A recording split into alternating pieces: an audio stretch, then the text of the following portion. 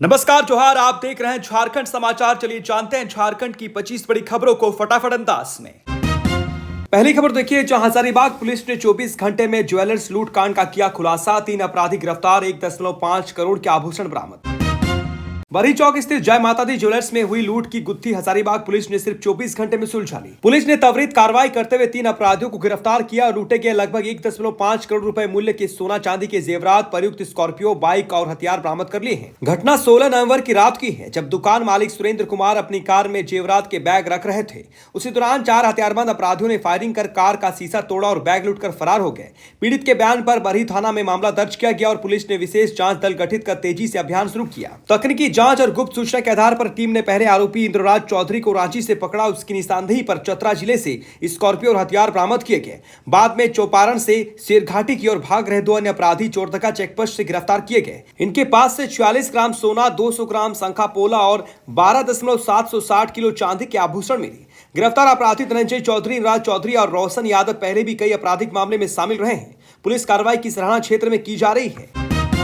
अगली खबर देखिए, जहां इचागढ़ में धान काटने जा रही महिलाओं से भरा टेम्पू पलटा, 1 की मौत, 10 घायल। सोनाहातू थाना क्षेत्र के तिलाई पीड़ी मोड़ के पास मंगलवार सुबह एक टेम्पो अनियंत्रित होकर सड़क के किनारे पलट गया। हादसे में इचागढ़ थाना क्षेत्र के पिलित गांव की 21 वर्षीय संतोषी मछुआ की इलाज के दौरान मौत हो गई, जबकि 10 अन्य महिलाएं घायल हो गई हैं। जानकारी के अनुसार टेम्पो में कुल 11 महिलाएं सवार थी। सभी धान काटने के लिए पिलित गांव से बोरदा गांव जा रही थी। रास्ते में वाहन का संतुलन बिगड़ गया और टेम्पो पलटने से सभी महिलाएं घायल हो गईं।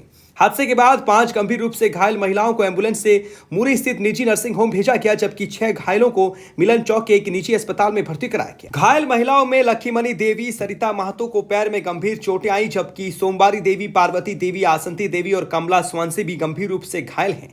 कुछ महिलाओं को प्राथमिक उपचार के बाद अस्पताल से छुट्टी दे दी गई है। समाज सेवी दिलीप कुमार दास ने बताया कि सभी महिलाएं पिलित गांव की रहने वाली थी और रोजगार के सिलसिले में धान काटने जा रही थी। उन्होंने मृतक के परिजनों को मुआवजा की मांग की है।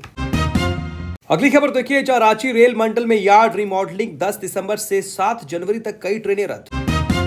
रांची रेल मंडल में यार्ड रिमॉडलिंग के चलते 10 दिसंबर 2025 से 7 जनवरी 2026 तक नॉन इंटरलॉकिंग कार्य किए जाएंगे। रेलवे की अधिसूचना के अनुसार इस अवधि में कई महत्वपूर्ण ट्रेनों का संचालन प्रभावित रहेगा। कुछ ट्रेनों को पूर्ण रूप से रद्द किया गया है, जबकि कई का आंशिक प्रारंभ और समापन निर्धारित किया गया है। निर्धारित अवधि में हटिया टाटानगर हटिया एक्सप्रेस, हटिया सांकी हटिया पैसेंजर तथा Ranchi Bokaro steel city Ranchi passenger का संचालन बंद रहेगा। 23 दिसंबर 2025 से 7 जनवरी 2026 तक Kharagpur Ranchi Kharagpur express, Dhanbad Ranchi Dhanbad express, Tatanagar Hatia MEMU तथा दुमका रांची दुमका एक्सप्रेस रद्द रहेंगे। रांची चौपन व चौपन रांची एक्सप्रेस भी निर्धारित तिथियों पर नहीं चलेगी। रांची भागलपुर रांची एक्सप्रेस 6 और 7 जनवरी 2026 को संचालित नहीं होगी। वहीं कई ट्रेनों का आंशिक संचालन तय किया गया है। वर्तमान हटिया वर्तमान एक्सप्रेस अब केवल बोकारो स्टील सिटी तक चलेगी। आसनसोल रांची मेमू, खड़गपुर हटिया एक्सप्रेस और रांची सासाराम एक्सप्रेस का संचालन क्रमशः मुरी, मेसरा और पिस्का स्टेशन से किया जाएगा। रेलवे ने यात्रियों को सलाह दी है कि यात्रा से पहले अपनी ट्रेन की स्थिति अवश्य जांच लें, ताकि किसी असुविधा से बचा जा सके।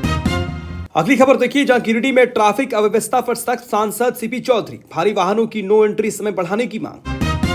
गिरिडीह में ट्रैफिक अव्यवस्था लगातार बढ़ रही है, जिसे लेकर सांसद सीपी चौधरी ने मंगलवार को पुलिस अधीक्षक से मुलाकात की। सांसद ने शहर की मौजूदा ट्रैफिक स्थिति पर चिंता व्यक्त करते हुए कहा कि दिन के समय भारी वाहनों पर रोक रहती है, लेकिन रात 9 बजे जैसे ही नो एंट्री समाप्त होती है, शहर में अव्यवस्था बढ़ जाती है।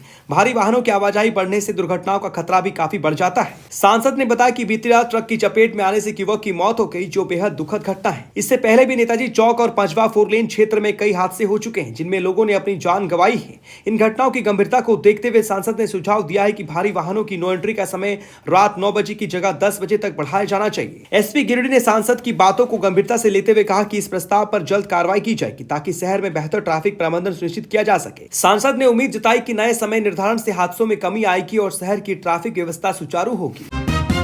अगली खबर देखिए, जहां अंतर्राष्ट्रीय व्यापार मेले में झारखंड की दमदार उपस्थिति, खनिज और कृषि क्षमता ने निवेशकों का ध्यान खींचा।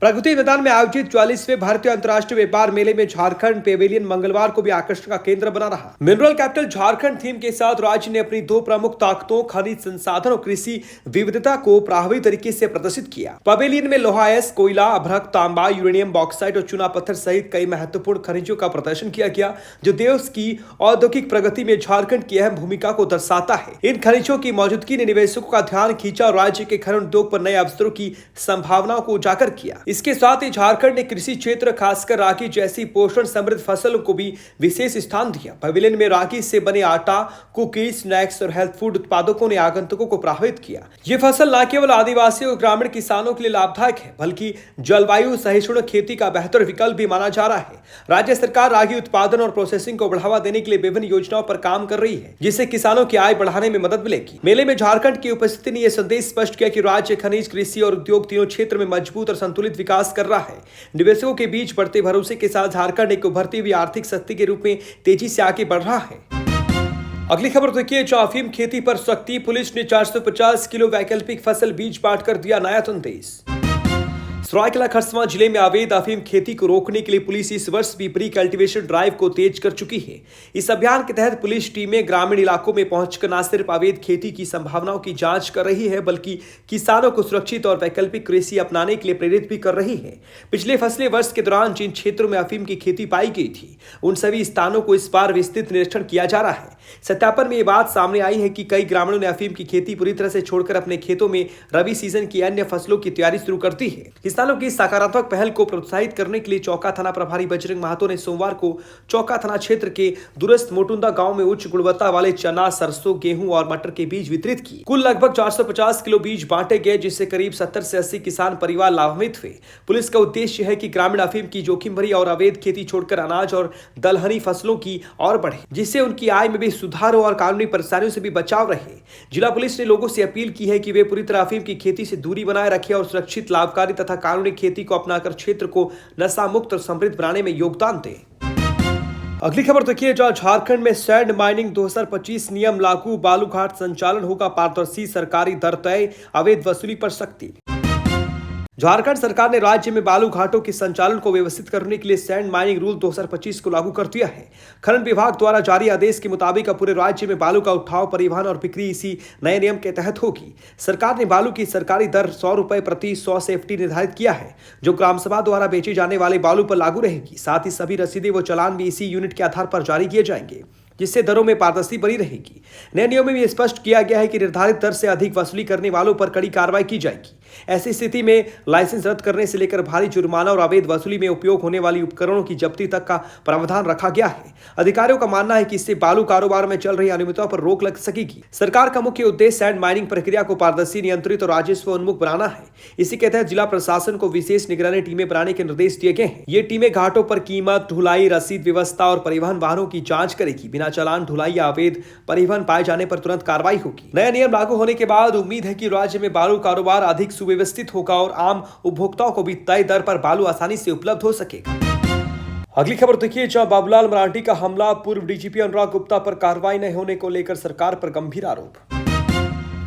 रांची में भाजपा प्रदेश अध्यक्ष और नेता प्रतिपक्ष बाबूलाल मरांडी ने पूर्व डीजीपी अनुराग गुप्ता को लेकर राज्य सरकार पर गंभीर आरोप लगाए हैं। उन्होंने कहा कि अनुराग गुप्ता को 2 वर्षों तक निलंबित रखने से लेकर डीजीपी बनाने, रिटायरमेंट के बाद सेवा विस्तार देने और अंत में उनसे इस्तीफा लेने तक की पूरी प्रक्रिया पर सरकार को स्पष्ट जवाब देना चाहिए। मरांडी का आरोप है कि इन सभी कदमों के पीछे अवैध वसूली, तस्करी, उत्खनन और रंगदारी जैसे मामलों की परतें जुड़ी हैं। मरांडी ने दावा किया है कि अनुराग गुप्ता की वसूली नेटवर्क में कई पुलिसकर्मी और बिचौलिए शामिल रहे हैं, जिन पर आज तक कोई कार्रवाई नहीं की गई। उन्होंने कहा कि सरकार भ्रष्टाचार को संरक्षण दे रही है और गंभीर आरोपों को अनदेखा कर रही है। शराब घोटाले का जिक्र करते हुए मरांडी ने कहा कि मुख्यमंत्री को पहले ही सतर्क किया गया था, फिर भी कार्रवाई नहीं हुई, जिसके बाद सीबीआई की जांच बढ़ी और वरिष्ठ आईएएस अधिकारी विनय चौबे गिरफ्तार हुए। उन्होंने आरोप लगाया कि अनुराग गुप्ता ने संवेदनशील दस्तावेज रातों रात हटाए और अब धमकियां दी जा रही है। मरांडी ने कहा कि राज्य के कुछ अधिकारी सरकार का टूल किट बन रहे हैं, जबकि उन्हें कानून और जनहित को प्राथमिकता देनी चाहिए।